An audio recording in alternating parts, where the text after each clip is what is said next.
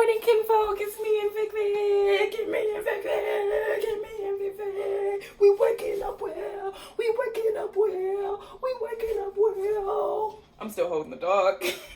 Throwing ass. With my dog. With my dog.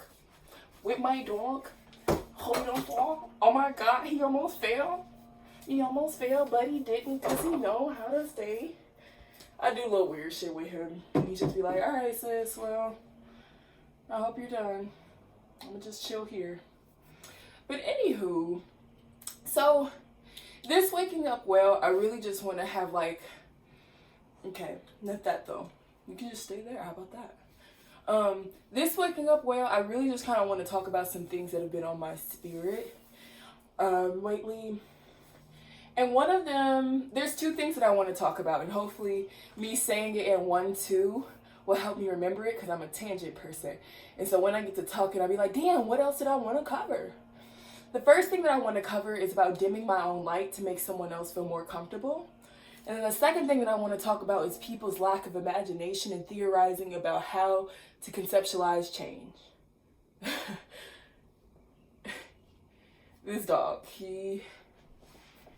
hilarious. Just, what are you doing? Where are you going? What are you inching towards? You just want to smell me? The castor oil? He's like, all right, sis, as much as you stand, I'm gonna stand too. Just like, look at him. We are magic. He can hold on because he got his feet gripping onto the back of that. What sit though? I don't. Okay, whatever. I'm gonna turn. But I'll start off with the first one. So I realize that sometimes when I'm around younger people, there's a stronger sense of like not knowing who they are, and so they're intimidated by my presence. Because I'm not a mean person. I don't like to make fun of people. I don't want to make you feel bad. I actually try to really pay attention to make sure that everybody is kind of cool in the space. But I have a big personality. I'm decisive. I am smart. You know, I'm really pretty in conventional senses of the term, you know.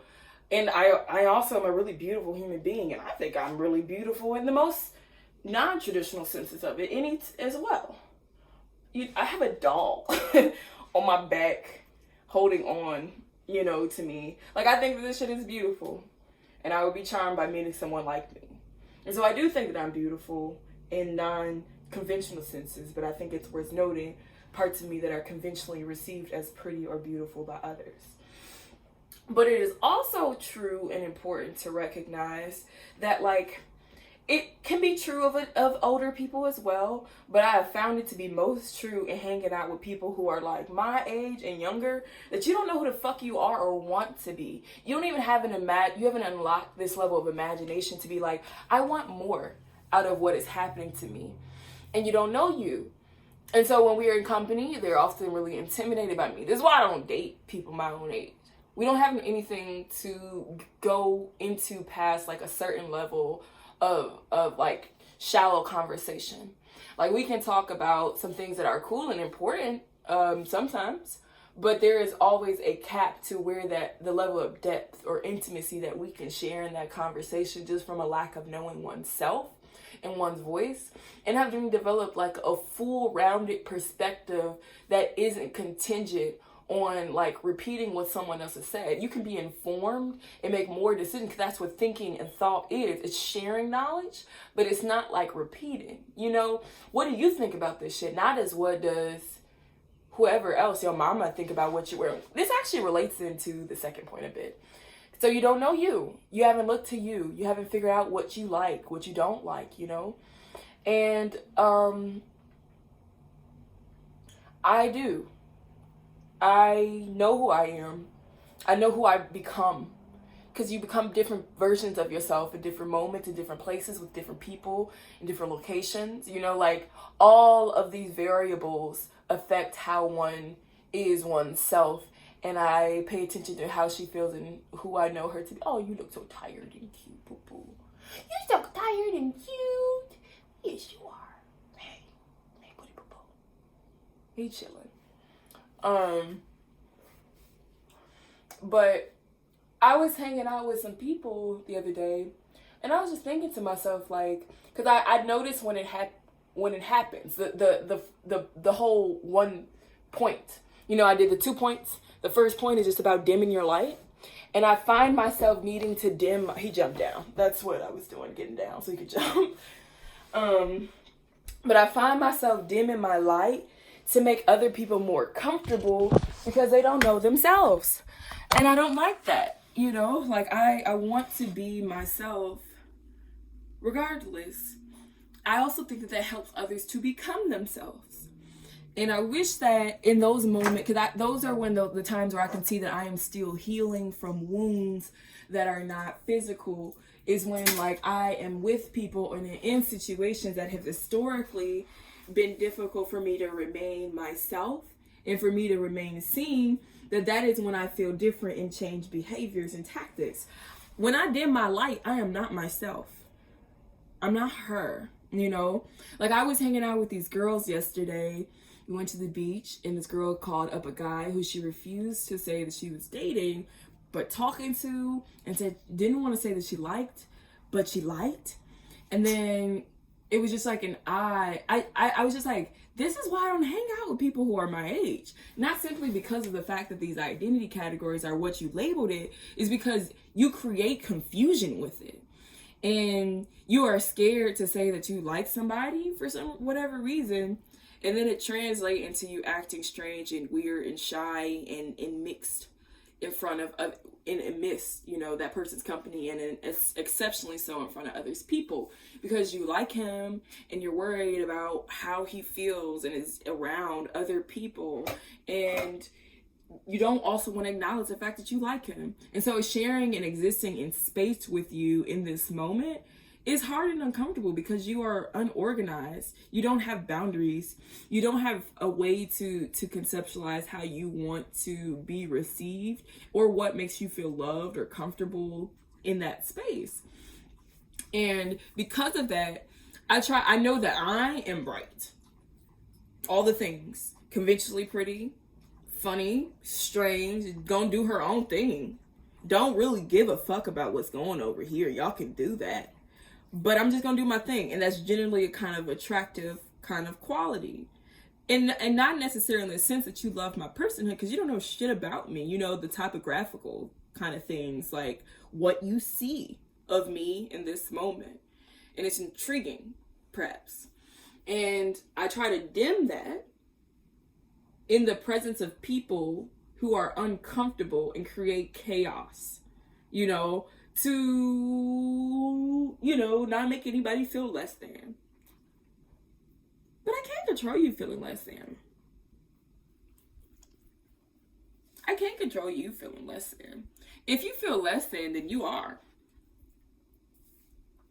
But you shouldn't be to yourself. You should be the most to yourself. I can't control your feelings. And me dimming doesn't make you feel any less, but it just allows me to be not myself with you being not yourself and not comfortable. And I don't have to go there with you. I can want better for you without me having to dim me. That's a lesson that I had to learn.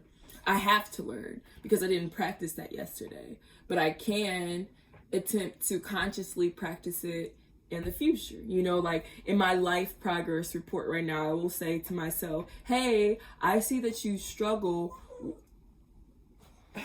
He wants his phone. Stop. You may have this. I mean, I have it here. I'll leave that at that. The second one that I've been tossing around is that I am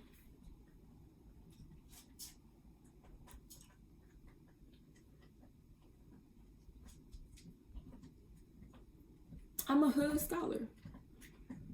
And by hood scholar, I don't mean I'm out here selling drugs and spitting philosophy, as in like I come from a poor Black community that was built by tenets of anti-Blackness, i.e. redlining and general anti-Black laws that created the conditions for the community of Black people that I lived around. I grew up in the Detroit West Side, and that shaped my perspective on learning and the usefulness of education.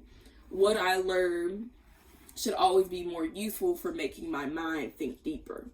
It should create more thought in me and not more regurgitation of how to use the thoughts of others. Others' thoughts should incite thought in me. I should not just be quoting others. And while it is useful and important to cite and to quote other scholars, I find myself so frustrated by people who don't have their own thought, and they don't see it. How they don't see that you aren't saying anything new. It's so frustrating to me. Like, I don't know.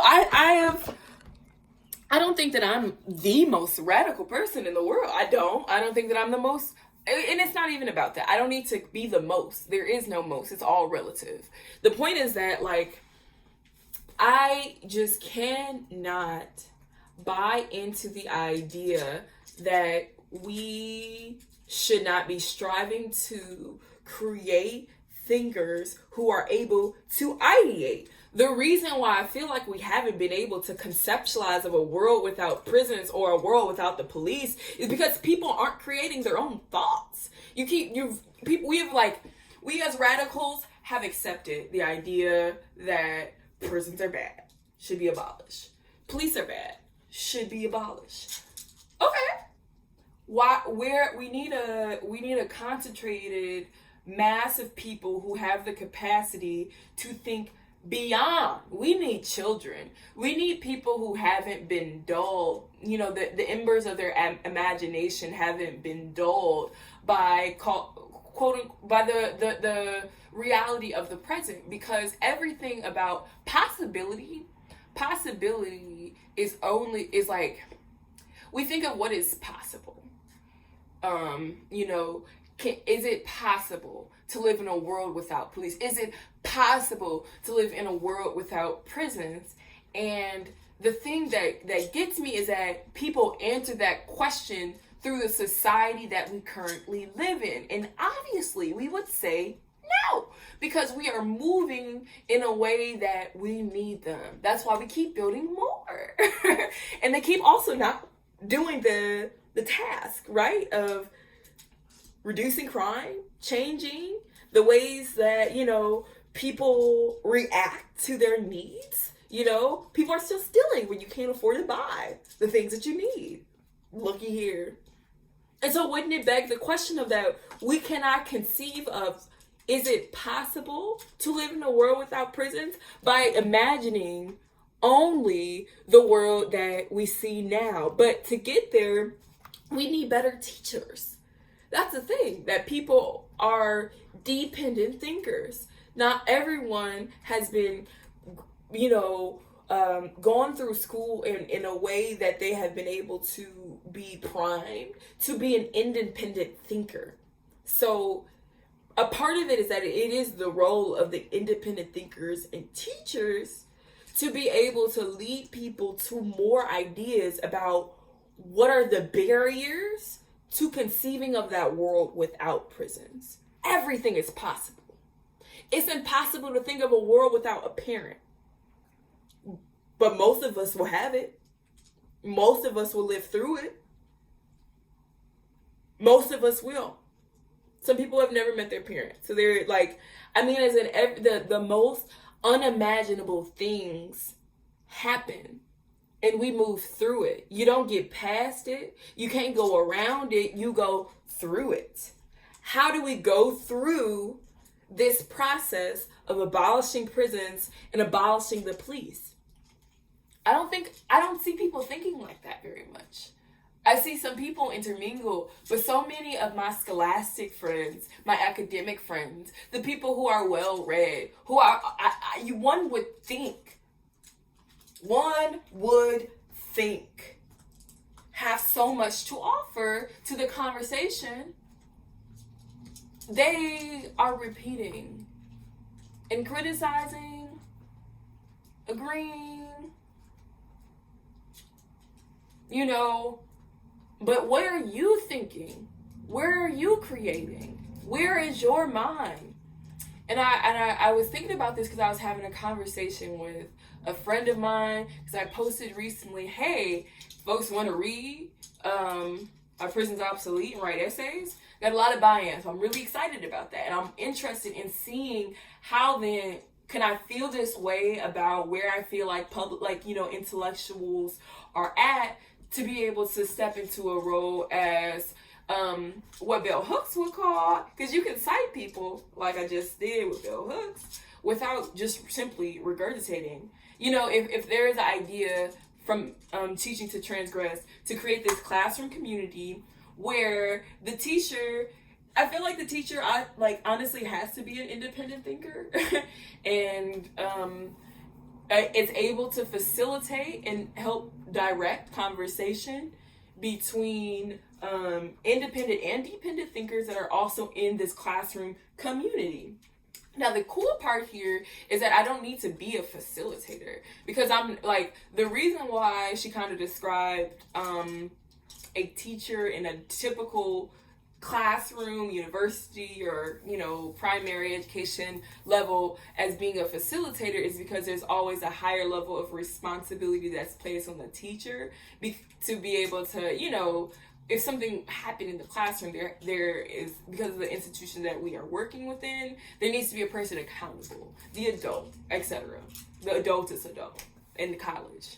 But in an interpersonal conversation between me and people who are, you know, reading and writing this essay with me, I don't have to be the teacher per se, because I think that like the idea of the teacher in those interpersonal moments can produce some dogmatism of you thinking that you just know so much, and can even be true but come across in a way that is not meant to be received. And so I'm interested in trying to help structure a conversation in which I can see and assess if the people who I'm working with are independent or dependent learners, you know, so that we can be able to conceive of new imaginaries without me needing to leave them simply because they have not been wrought in a way in which their mind has been curated for independent thinking.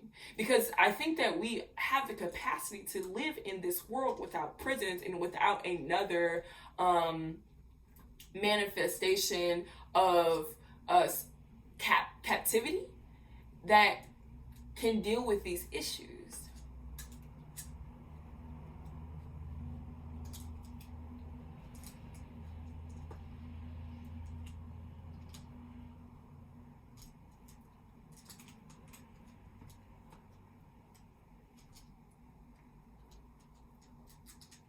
Because I'm just thinking about it, like, I stopped and had this moment where I was just like, okay, world without prisons, you know, what does that look like? You know, if like this peaceful society, people have access to the things that they need. I don't need to break into your house to steal your TV and your Xbox and your whatever, because I have my own. If I want it, I can go get one.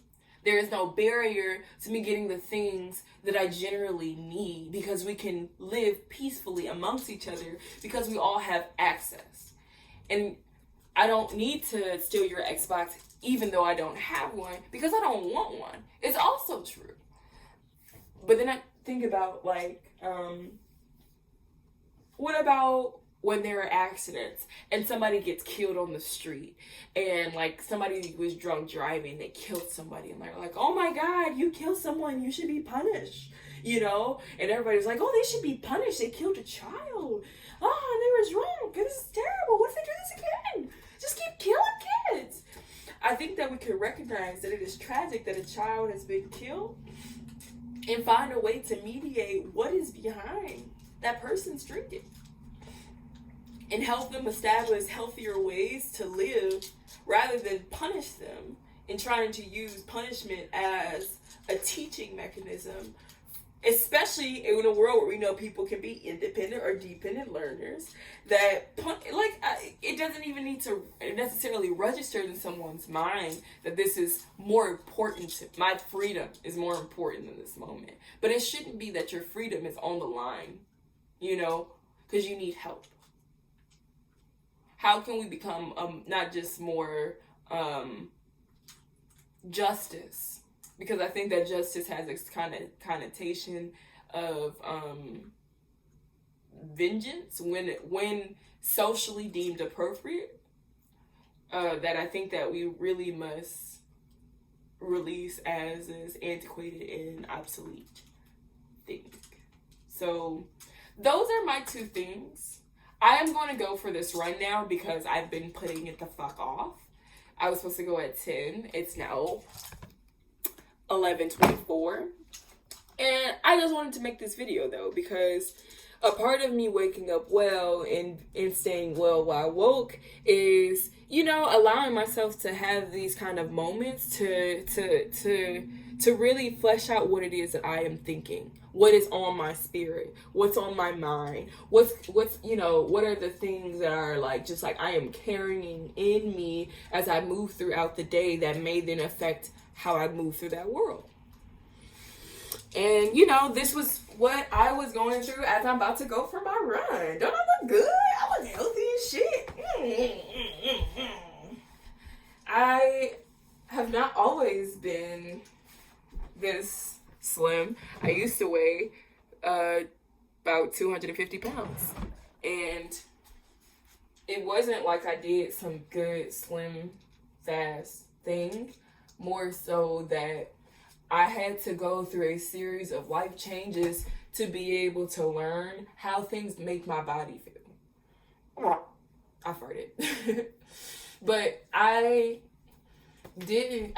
can say honestly that because of how I grew up and was raised, and by grew up and raised, I do not mean simply my mother, but the society and life in which I have lived as a Black girl, growing up in the blackest city of America, going through charter schools, going to a PWI, and having a parent die as an infant, and my grandmother, who was the parent of that parent who passed away, died while I was in college, and having my, childhood home foreclosed while I was in school. All of these things and perspectives have deeply shaped me and continue to make me more cautious about pain, because I always had to think of it as relative and temporal and fundamentally out of my control, that you kind of learn to normalize pain to a degree that is unacceptable, and also to a point where it's almost just untrackable, undetectable. It's kind of like living in this world as a Black person. It's kind of like the PrEP, the medicine that people take to not get HIV. It's like the PrEP version of dealing with pain, because you just you're desensitized to it. You become pain becomes that's not PrEP.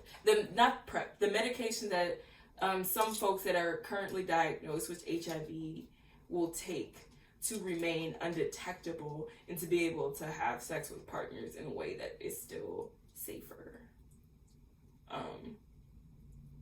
So it makes pain feel undetectable. And I didn't really recognize prior to a series of really tragic life events happening that things hurt me. Lots of things. I used to get tattoos in one sitting. I got this in one sitting. It wasn't that bad to me. My friends would go how are you not going crazy? How did you get a tattoo right there? And just whatever and blah, blah. And it was because I had become so desensitized to pain that it didn't bother me. I would eat bad things and not notice how it made my stomach feel, how it made my body feel. And I was bearing the weight of that. I was literally, 250 some pounds, a little bit more at certain points, And now, I'm not sure how much I weigh because I haven't weighed myself in a while. Last time I was in like the 160s. And the thing is, like, I did change how I ate. And people say it's a lifestyle shift, but for me, it was as a result of a series of really terrible things happening to me. Like all the little stuff I listed, those affected me to a point where I was eating so much. And then by the time, like towards the latter ends of my college experiences, because more kind of traumatic things happened, I started to just have a breakdown where ultimately I ended up in the hospital with panic attacks. And I started to recognize more mortality. You know, I had to kind of like conscientize the fact that this body is finite. And regardless of whatever Black abundance I did like and really want to believe, like Black abundance is a term that I got from Kiese Layman's Heavy. When he was at Iowa, he did a reading of this section about him and his friends. And I was like, this is going to be dope. And when it came out, I got it. I listened to the audiobook, read the book, and I was like, this is amazing. I love, and the idea of Black abundance really resonated with me because I seen everyone around me who was Black as being abundant. And I thought of my own Black body as infinitely abundant. And what I learned after being landed in the hospital room was that my body had limits. My Black abundance had limits. And that you shouldn't just abuse your body because the world does. I had to unlearn that. That the domination that the world exerts of just whipping on us, I didn't need to do that internally or externally. So, it's a process. Waking up well is a process. I was able to have these really cool, beautiful, amazing thoughts, and I wanted to talk about them. And I feel like what has helped me to be able to come to a point of clarity is that I'm taking care of my body. My body like that. She's like, bitch, we can win. You gonna go for a run? I'm like, hell yeah, let me go stretch, sis. Let me give me some dynamic stretching in this bitch. Ew. And I feel better. I feel better knowing that my mind and my body can be in sync. Like, I have been listening to this homegoing podcast by Dr. Thema, and she talks about, you know, at the very end, she has this little mantra that she said about telling your mind, body, and spirit, welcome home, because we're supposed to be returning to ourselves, which ties up nicely the initial point about, like, not dimming your light because it makes you less of yourself because that person doesn't know themselves. And I need to say welcome home to myself after the day that I had yesterday. And this was a really good way to say, you are learning, you're coming back to you, boo. You're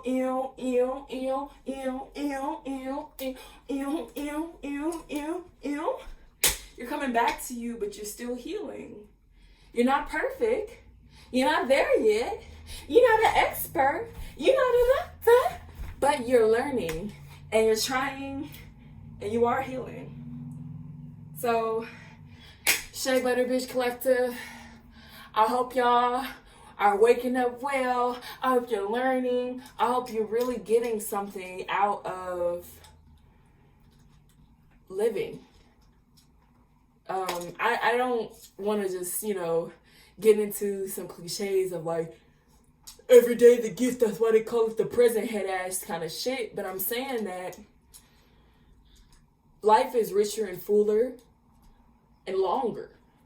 Like, in terms of, you stop thinking about time in in the traditional senses of time. When you start taking care of you and seeing you and loving you and trusting you, being buddies with you, listening to how you feel, trusting that what you feel is valid because you felt it. Like, I didn't feel comfortable with hanging out with those folks yesterday, and I'm like, you don't have to look that much more. Like, you can accept that, bitch. And you can figure out what it was. We have. And now you don't have to do that again. Because you can see that you're still healing. And because you don't, you know, since that just happened, you're not at a point where you can do that safely or comfortably. So let's not do that again. That's what I'm doing with the fact that I'm still healing. Instead of like punishing myself or beating myself up, I can see that I didn't like that. So I don't have to do that again. I don't have to haze myself or keep putting myself in it to be able to try to get past it, because that's not healing. You know, that's putting, you know, like people sometimes, I remember seeing that, you know, that was a thing that people could do. You burn a wound. I'm not burning fucking wounds, you know? I want that bitch to heal. So I'm going to put some shit on it. I'm going to clean that hoe off. I'm going to put some iodine on that motherfucker, you know? I'm going to put some oil on that bitch. But, you know, I'm going to wrap it up. Let that bitch heal. Because we're not ready for that experience. I'm not going to burn that wound to exist there in this place that I already don't like. I'm going to heal so that I can exist there as me regardless of what's going on around me. Okay? All right. Well, I'm about to go for this run. I'm going to drink some water. And then I'm going to stretch some more because I didn't stretch enough. Got to do some dynamic stretching. And then I'm going to go for this run. I hope you woke up well, kinfolk. And, yeah. Share this video. It was cute. Share and subscribe.